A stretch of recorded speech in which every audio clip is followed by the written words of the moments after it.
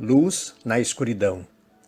Um dia, um menino de 3 anos estava na oficina do pai, vendo-o fazer arreios e celas.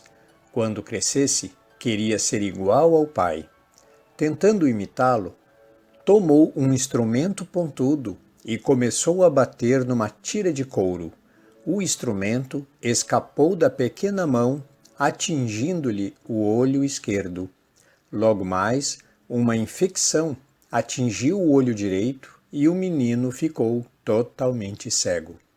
Com o passar do tempo, embora se esforçasse para se lembrar, as imagens foram gradualmente desaparecendo e ele não se lembrava mais das cores.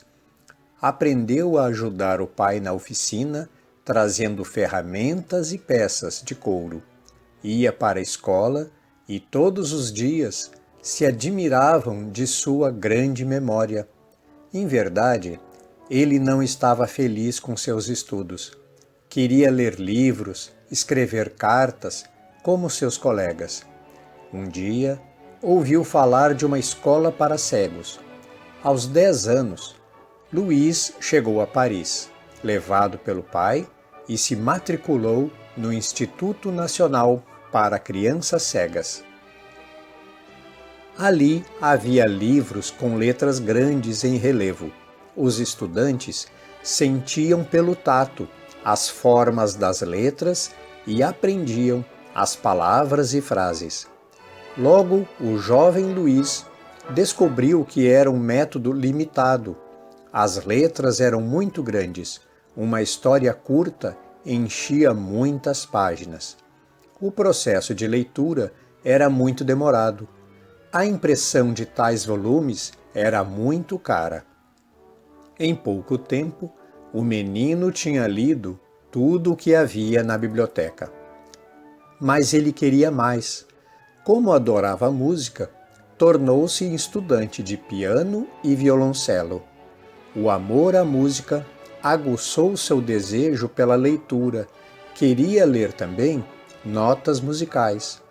Passava noites acordado, pensando em como resolver o problema. Ouviu falar de um oficial do exército francês que tinha desenvolvido um método para ler mensagens no escuro. A escrita noturna consistia em conjuntos de pontos e traços em relevo no papel. Os soldados podiam, correndo os dedos sobre os códigos, ler sem precisar de luz.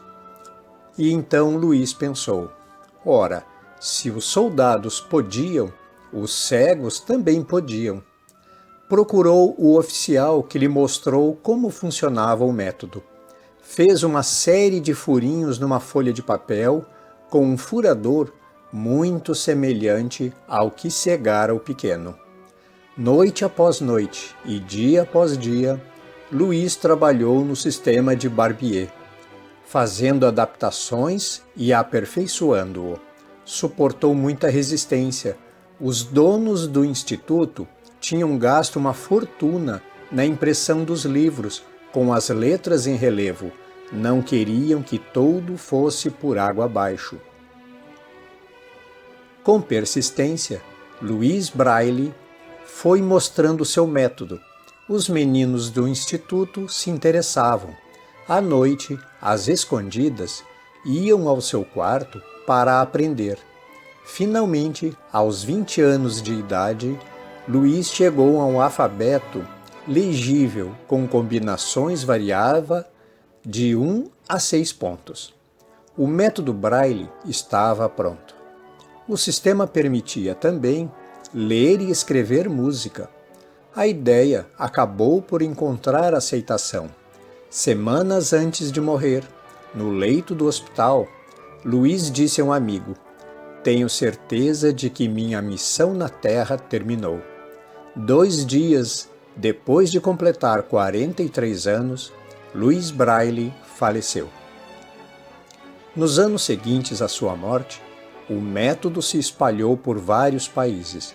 Finalmente foi aceito como o método oficial de leitura e escrita para aqueles que não enxergam.